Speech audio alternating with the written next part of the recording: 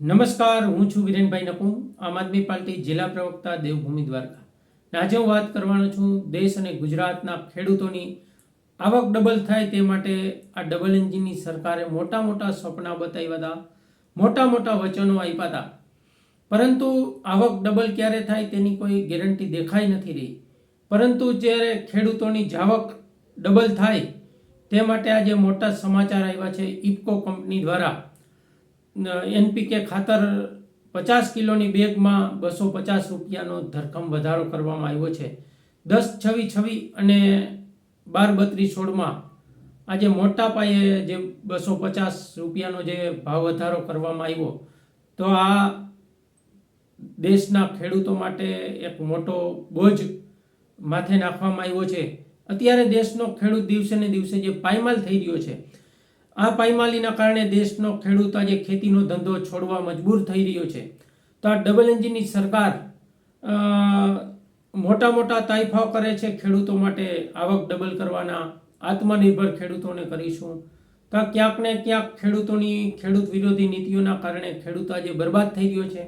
અને ઉદ્યોગપતિઓને જે મોટા મોટા પેકેજો આપવામાં આવી રહ્યા છે ને ખેડૂતોને જે ખોટી નીતિઓના કારણે ખેડૂતો ઉપર મોંઘવારીનો મોટા મોટા ભાર મૂકવામાં આવી રહ્યા છે. તો આજે દેશનો ખેડૂત દિવસે ને દિવસે દવા, ખાતર, બિયારણ અને ડીઝલના ભાવના વધારાના કારણે ખેડૂતો આજે માથે મોંઘવારીનો જે બોજો વધી રહ્યો છે. તો આ ડબલ એન્જિનની સરકારને મારે એટલું કહેવું છે કે શું માત્ર ચૂંટણીઓ ટાણે મત મેળવવા માટે જ આ ખેડૂતો છે, કે પછી ખેડૂતોને આવક ડબલ કરવાની હકીકતમાં જે સપના આપ્યા હતા તે માટે કોઈ સાચી નીતિઓ બનાવવામાં આવશે? તો સરકારશ્રીને અત્યારે વિચારવું જોઈએ કે ખેડૂતો જે અતિવૃષ્ટિના કારણે ખેડૂતોને જે નુકસાન ભોગવવું પડ્યું હતું, ને એક બાજુ ખાતરનો ભાવ તો વધી રહ્યો છે, પણ અત્યારે દેશના ખેડૂતોને પૂરતું ખાતર પણ નથી મળી રહ્યું. અને દેશના ખેડૂતો જે અન્ય ખાતરો પણ લેવા અત્યારે મજબૂર બન્યા છે.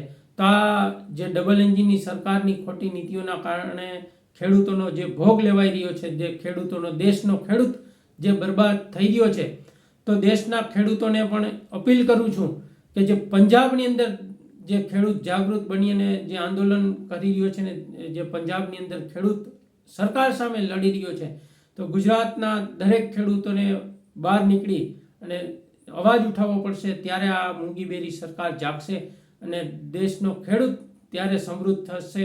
અને જો દેશનો ખેડૂત સમૃદ્ધ હશે તો જ દેશ સમૃદ્ધ હશે.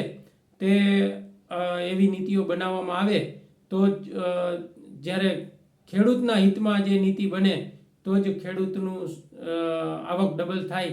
અત્યારે જે દેશના ખેડૂતો માટે જે મોંઘવારી અત્યારે દિવસે ને દિવસે વધી રહી છે, ને ખેડૂતોનો જે પાકનો ભાવ અત્યારે પૂરતો પણ નથી મળી રહ્યો, જે એમએસપીના ભાવે જે મગફળી ખરીદી થઈ રહી છે, પરંતુ ખેડૂત ક્યાંક ને ક્યાંક 1000 ને 1100 લેખે વેચવા પણ મજબૂર બન્યો છે. તો દરેક ખેડૂત જાગૃત થાય અને બીજા પણ અન્ય ખેડૂતોને પણ જાગૃત કરે એવી વિનંતી કરું છું. અને આ વિડીયોને વધુમાં વધુ શેર કરે એવી અપીલ કરું છું. જય જવાન, જય કિસાન.